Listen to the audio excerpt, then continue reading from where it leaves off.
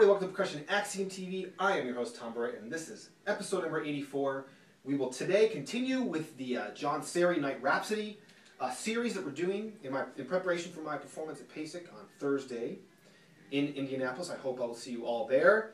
But today we're going to do a little bit different kind of a show, at least to start with and maybe to end with, and give it up for Steve Jobs, who very sadly last night passed away. And I can't think of someone else who has impacted so many people in such an interesting way. It's just technology, but you know, Steve Jobs had a way of making that technology so meaningful to our lives, and some more, some less. But thank you, Steve, for that gift. And I think about this show, the tools that I use right now, in homage to him, I'm using my iPhone to film this. And yeah, hopefully they'll take care of some of the bad audio issues from last week, our last episode. I apologize for that. I know I owe Steve so much. He's giving me the tools to bring this show out to you guys, and so many other ways of using, when I think about the power that's in an iPhone, and it's just amazing. It's just unbelievable. So anyway, that's today's Axiom. It's just, you know, giving it up for Steve Jobs, who has given us so much, and we will definitely miss him. It was a very sad day. Okay, I'm going to try to brighten it up a little bit. Moving on with our series. Last week we talked about, in episode 83, we talked about just the very intro part and the coda to John Serry's Rhapsody. We also talked about some general information about the work. And so today we want to dig right in and get into the exposition. And we've had some dialogue with a few of you about the form of this piece, and some really good dialogue. And it's definitely not clear-cut. I sort of think it's pretty much in a pretty standard sonata form. Yes, there are some differences, some key differences, but not many, and I think there's more evidence, and I keep finding more evidence as I do some research on this and looking into it. We'll get into that in a minute, but where some of you are saying it's more of a sort of arc form, I can see an argument for both, absolutely, but one of the ideas behind this piece, being a rhapsody, is that it connects us to the romantic past primarily, and so in doing some research, a little bit further research on the specifics of sonata form, I learned a few things. For example, for the exposition, okay? Actually, just one last word about the intro. The intro is, in a sonata form piece, can very much be centered around the dominant. And that is true in this case. If you're following along, if you look at the introduction right at the beginning of the piece, there's a lot of A. And basically this piece is sort of tonally centered around D minor. And that, of course, is the dominant in D minor. So that's just one little tidbit that I learned since the last episode. So continuing on to the exposition. Let's see. So we have two themes in a typical exposition in a sonata form. Okay. The first theme generally is more active, and the second theme is more lyrical. It's definitely the case here, and we'll talk about those themes. Typically, the first theme is in the home key. In this case, it's D minor. That is definitely the case.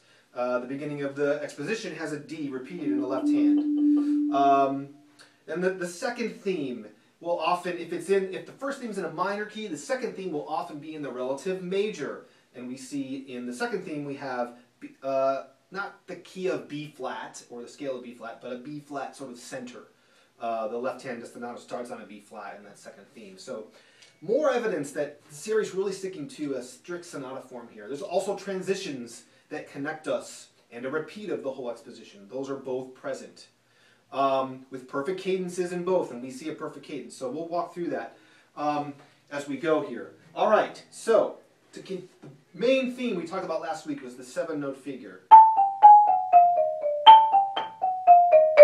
Okay, the exposition, of course, starts with that.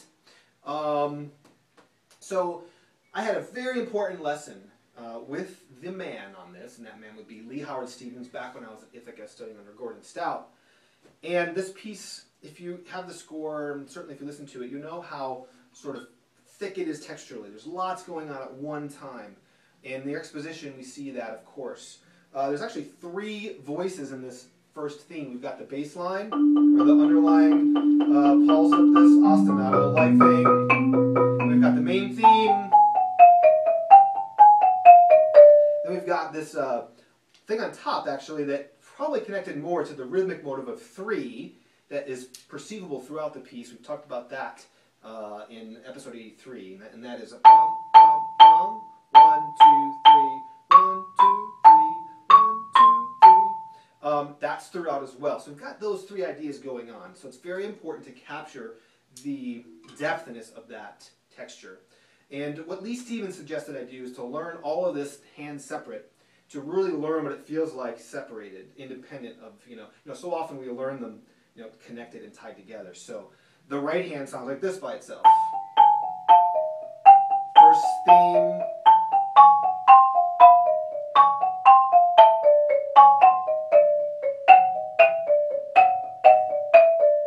And then the repeat. That's essentially the right hand part. We've got some real sticky stuff going on here with dissonances, and I'm actually turning this way to catch that one. Okay, that's one of the hardest measures in the whole piece because there's just so much going on. You've got to do the chicken dance with your elbows out and everything. So that's the main theme. All right. So the idea here is to really point out the accents, set up a texture of accent to sort of tap levels.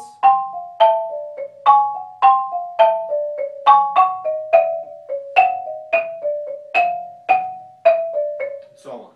Left hand, similar in the way that we want to set up a texture of accents. We start in the D. Bring out those accents to the B flat. And then it sort of repeats itself. Okay? So that's the main thematic material of this whole piece, that 7-note motive. We put it together and it sounds something like this. I'm going to play it quite a bit slower than I will when we get to indie. Just because I don't want to rush the process, but hopefully you get a sense of it here. So this is the A theme to the exposition.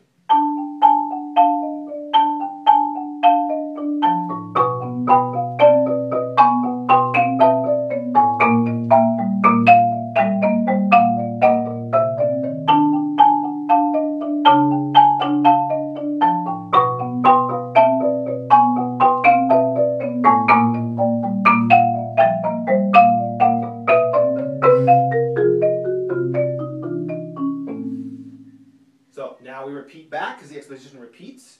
So that's the exposition A theme material. The last thing you may remember, or it may remind you of the introduction, the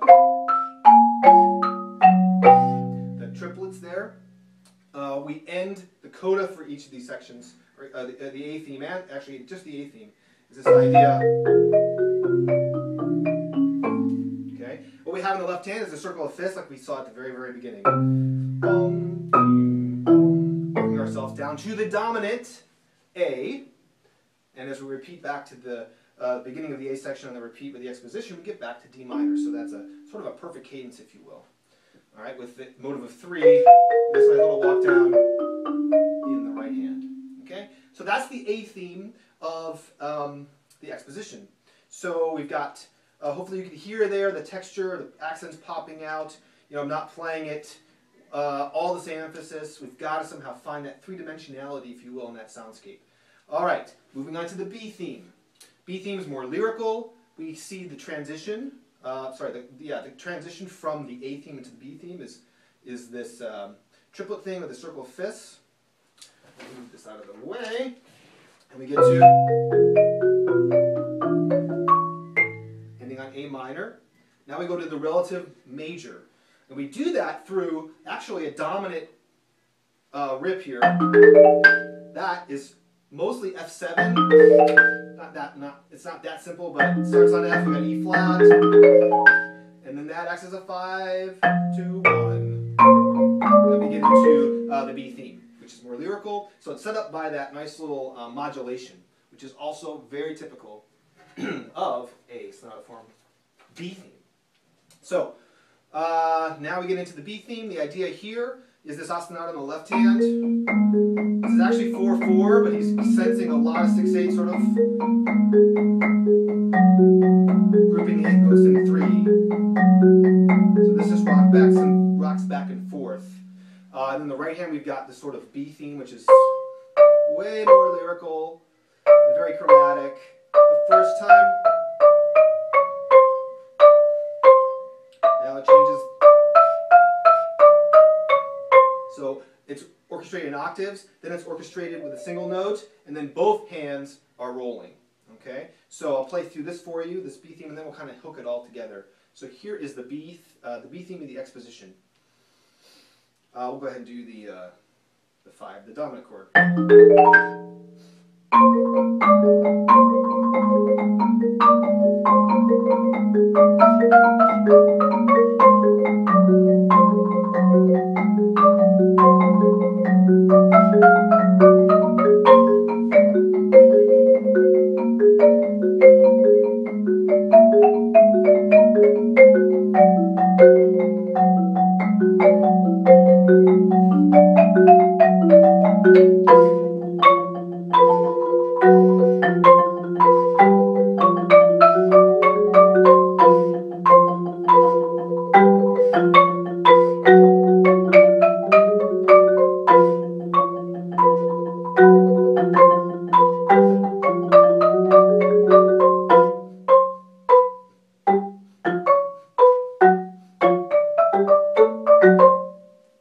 Okay, that was the B theme.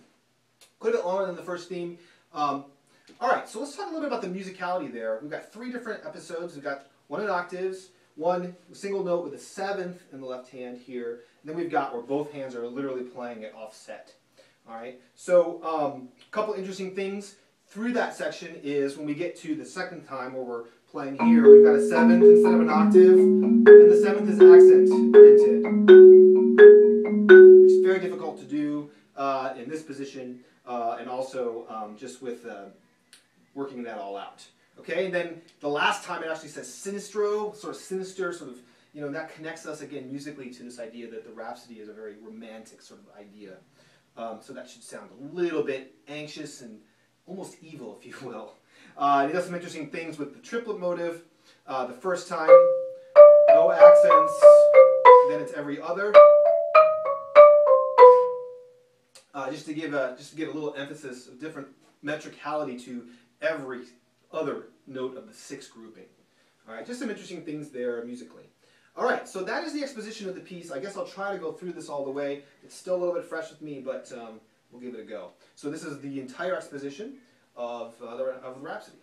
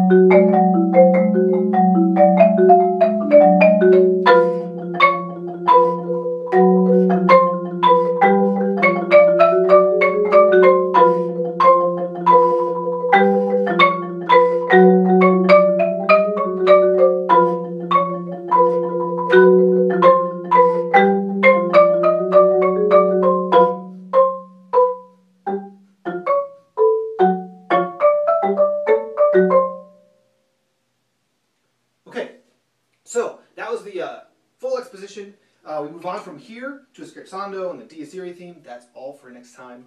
I hope you found this helpful. I really encourage you guys to pick up the music, follow along. To end the show today, I thought we'd just do a question of the episode. You know, if you watch the show, we do that at the end. And we're actually going to make it, it's been a long time since we've made it, not about the show, but today is about Steve Jobs. And, you know, I talked a little bit earlier about what his technology has meant for me, and I'm curious what it's meant for you guys. How have you used it? Has it changed fundamentally how you use technology? Maybe even a direction in your career, or what your interests are, expressing yourself, that sort of thing. So please leave that below. I'd love to hear your thoughts on that. And of course, if you have any questions, issues with anything we talked about today, leave those comments as well.